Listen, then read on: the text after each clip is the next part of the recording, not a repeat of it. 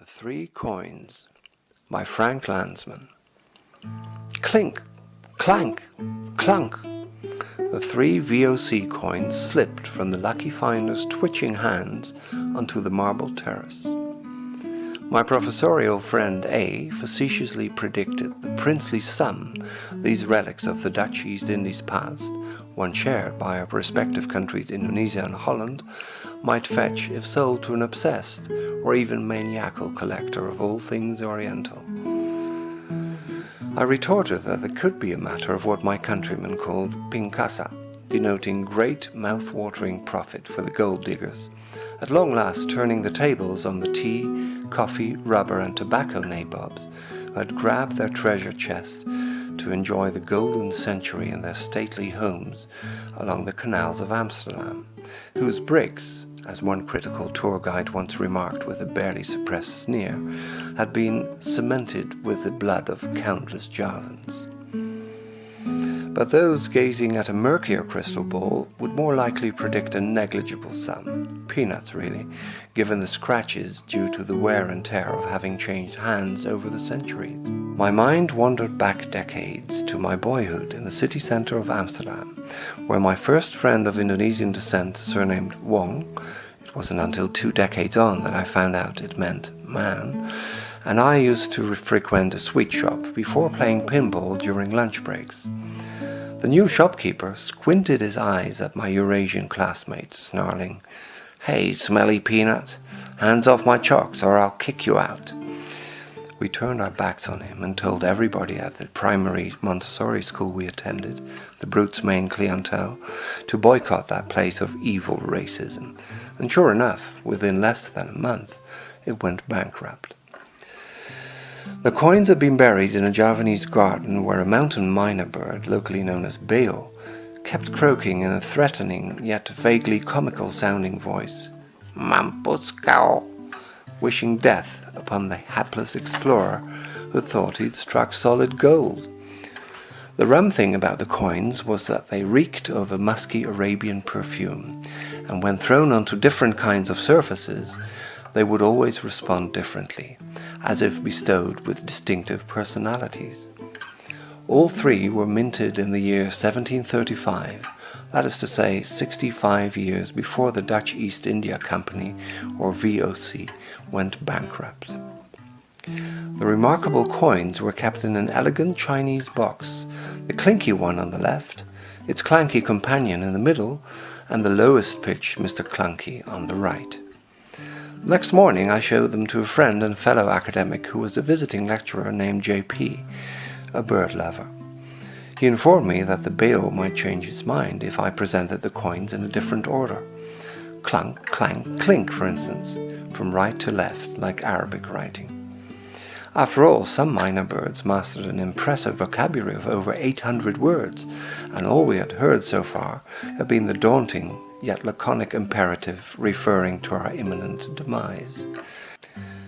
I threw the coins onto the terrace in reverse order, and the gifted black bird started jumping up and down on its narrow perch, screeching, "Bangkitlah!"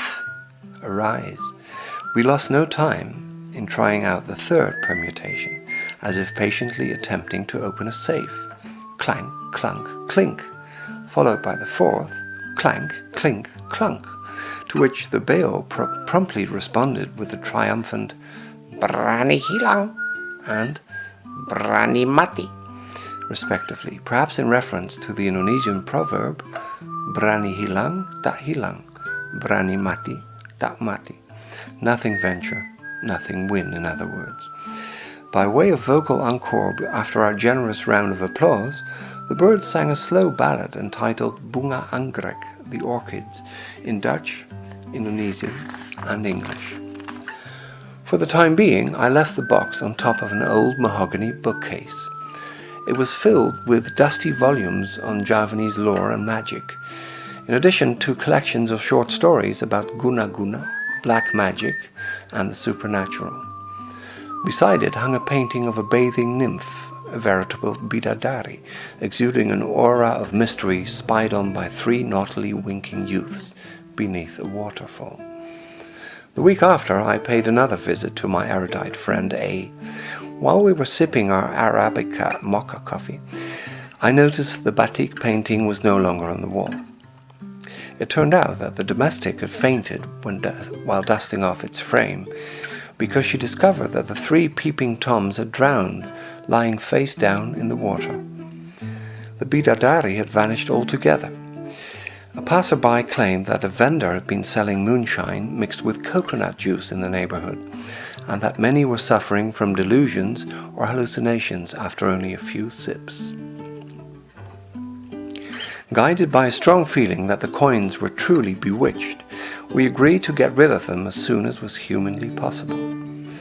After a few ads in the local paper, and by word of mouth, a keen prospective buyer dropped by, who wanted to buy ancient coins for his son, an electric guitarist who was experimenting with coins by way of plectrum. The father happened to be more than familiar with coins, as he was a debt collector, superstitious enough to bathe and lick the ancient coins in his private collection to bring him good fortune, and for this purpose he engaged in a self-devised ritual.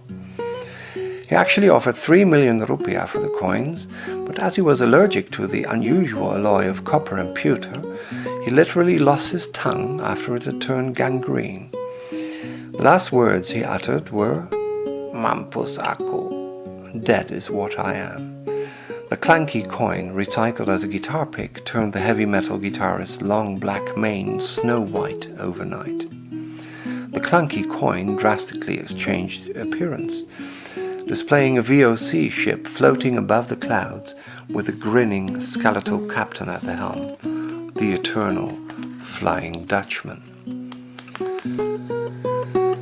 Having flown to my former hometown of Amsterdam, where I purchased my favorite licorice candy in the shape of salmiakkeriksen, coins worth 2.5 Dutch florins, I showed the 3 coins to a numismatist, who inspected them carefully, including the scratches and the still lingering perfume, undaunted by 20,000 air miles.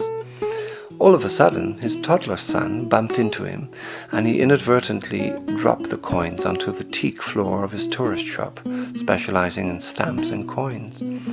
Clunk, clunk, clunk. The coins sounded exactly alike.